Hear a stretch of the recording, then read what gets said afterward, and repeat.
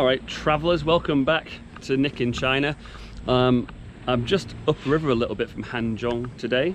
I took a bus, it was about an hour or so, to this place, which is Mian County.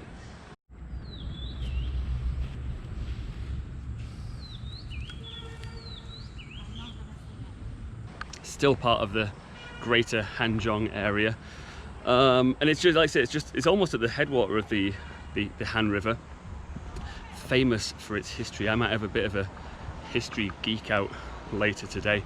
This part of China, it's all Three Kingdoms country. So the Three Kingdoms period, probably like the most storied part of Chinese history, to be honest. Yeah, a lot of the famous names, battles, places, they're all around here. So we're going to see a few historical sites today. Yangping Pass lies just west of the main town and was the site of the famous Battle of Yangping Pass in approximately 215 of the Common Era.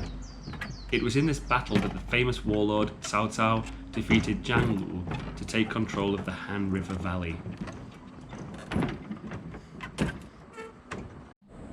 Yangping Pass today is of course not from the era, but is rather a much more recent construction. Nevertheless, just inside the pass there is a nice lotus pond, and on the top of the wall there are some pretty good views of the Han River. Like a lot of small village areas in Shaanxi Province, the streets are a mishmash of new build flats and old, very photogenic houses, although these houses were far outnumbered by the former. An 11-tier structure built in 1589 during the Ming Dynasty, Wanshou Pagoda was a pretty unexpected find on the way back to the main town.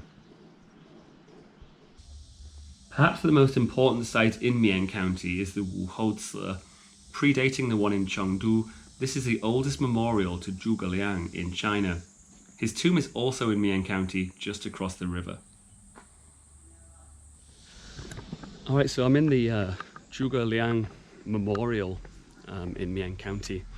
It's probably the place that I wanted to come to the most here, to be honest. So Zhuge Liang was the chief strategist, amongst other titles, for one of the Three Kingdoms. That was the kingdom of Shu, under the leadership of a guy called Liu Bei. These people I'm naming, I mean, certainly in China, they are such famous names, you know. Everyone knows these people in China. And Zhuge Liang was famous, and is still famous today, for being brilliant, actually. Bit of a polymath, could do all sorts of things. Inventor, tactician, diplomat. And this is a place to, well, there's many places actually around China as memorials to him. You know, some of these people are so famous, they've almost been like brought into kind of Chinese folklore, folk religion. And people go to, well, worship is probably not the right word, but something close to that. So he died in 234 of the Common Era, and this place, they started to build it in about 262, and it's been continually built and redeveloped for all that time. But there are still things here, like particularly some of the trees, which have been here since the very beginning. It's pretty amazing.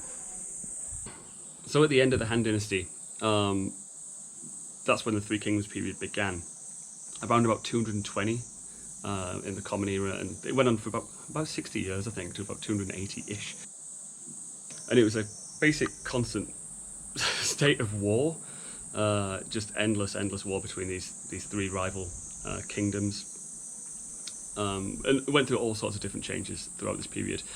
But in China, it's one of those parts of history I think people know more about than probably any other. Some of the figures from this period and the events are so well known. They're stories that everyone knows and everyone tells all the time. And one of the main reasons for that is in the Ming Dynasty, which is much later, kind of 13 to 1600s, there was a novel written called The Romance of the Three Kingdoms, and it's one of the four great novels of China. And it tells the events of the period glorified, and people are made much more heroic than probably reality. And because they're so well known and it's all about heroes and fighting and loyalty and bravery and all these things, obviously that's now spawned a million movies, TV shows, comic books, everything. So every generation in China is just still getting retold these stories. And it's a really good book. I read it in English, obviously. My Chinese is not quite up there to read, you know, 1,000-page old Chinese book. But it's a great book. It's a lot of war and a lot of characters, but it's well worth a read.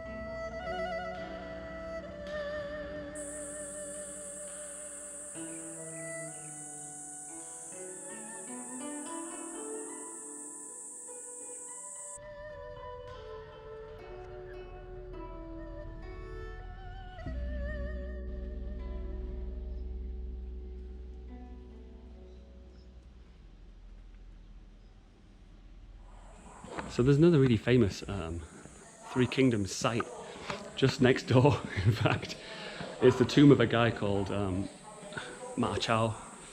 He was a famous general and warrior of the era. One of my favourite characters in the book. But I just checked the map and it's closed today for some reason. So I'm going to head back to Hanzhong, I guess. It's been a hot morning and afternoon. But nice place this. If you are in the area, not sure why you'd be in the area, but if you are in the area, it's definitely worth a little trip out. Yeah, pretty. Right, until next time, I'll see you in a few days. Take care, everyone. Bye-bye.